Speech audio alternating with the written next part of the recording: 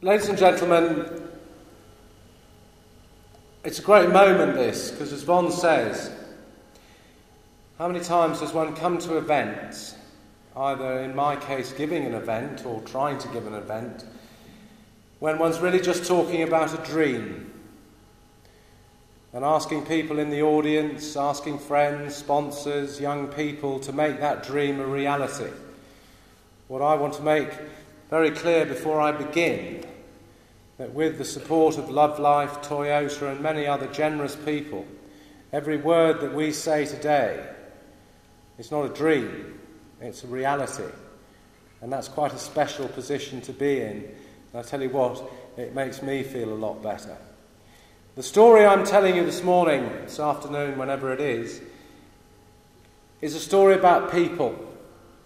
International, individual, difficult, dangerous, ambitious, arrogant people who had the courage to come together, form a team, throw out the book of rules, and in a tiny way make a very small piece of history.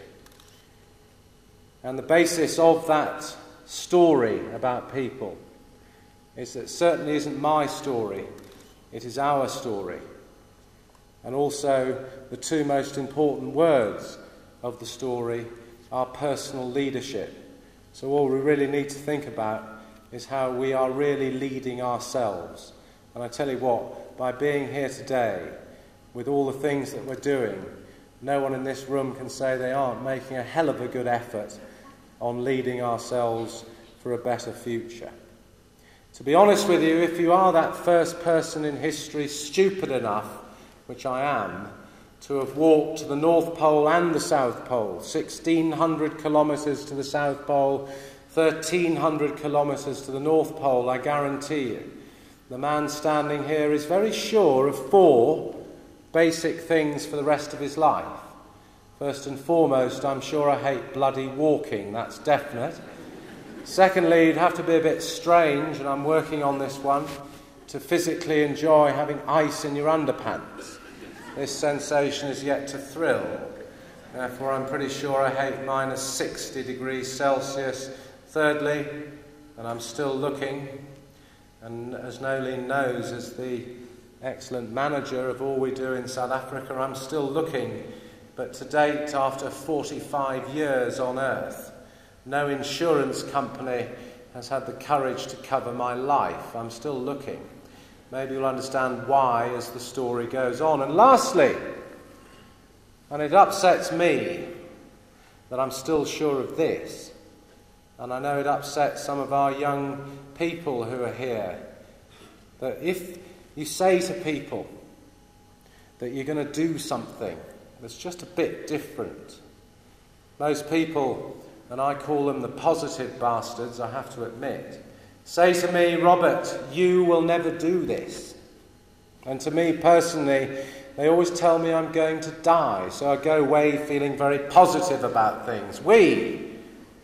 For many reasons you'll hear today, we managed to achieve those missions. But when I return home, those same sad people who send us away telling us we'll never do it, welcome us back.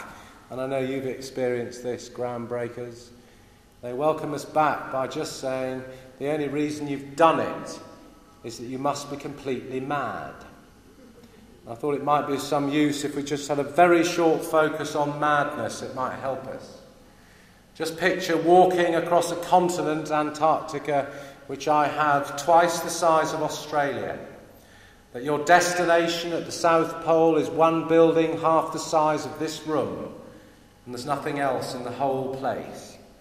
And that 9 hours a day, 7 days a week for 70 days in a row, you're walking across nothing, pulling on your back 180 kilograms, being with two people you don't like at all for the 70 days.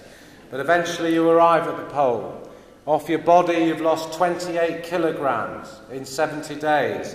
So you're a bit thin, your mind's gone, but you did reach the pole because that was the point. Then, by a series of aeroplanes, you find yourself standing at Heathrow Airport, been in the Antarctic a year, You haven't had a proper bath or shower for a year. That's even extreme for an Englishman. You haven't seen a lady for a year. Trust me, you've got a lot of priorities.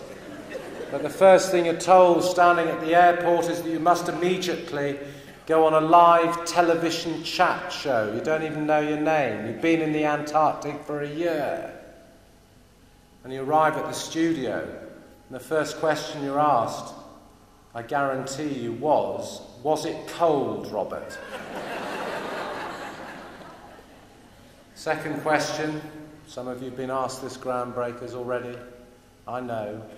People say, we've just got to ask you, how do you go to the lavatory at -50? The answer is as quickly as possible, surely. But as you're sitting there, this idea of madness does cross your mind. I hope no one in this room has ever truly starved. I have. I did it voluntarily. But when your body is forced to eat itself to stay alive, it puts off a horrid smell. And the smell never quite goes away from your nose. And what crosses your mind as you're sitting live on TV is, and as we sit here now, half the world starves and half the world spends a lot of money on trying to lose weight. Sane? By the time I've finished Von and I's presentation, in the next 60 minutes, in this world, the population, while we sit here for 1 hour, will have increased by 10,000 people every hour, an extra 10,000 people on Earth. Now, I could go on with a very boring list of what's mad or not. I promise not to. But the point I'm making is, if anybody ever says to me, to us, that you will never do something, anybody ever points a finger at you and say, you'll never do it, just quietly tell those people that we will. We'll do it. And if anybody ever calls you mad to try and do something, today is about madness, really. Anybody ever call you mad to try?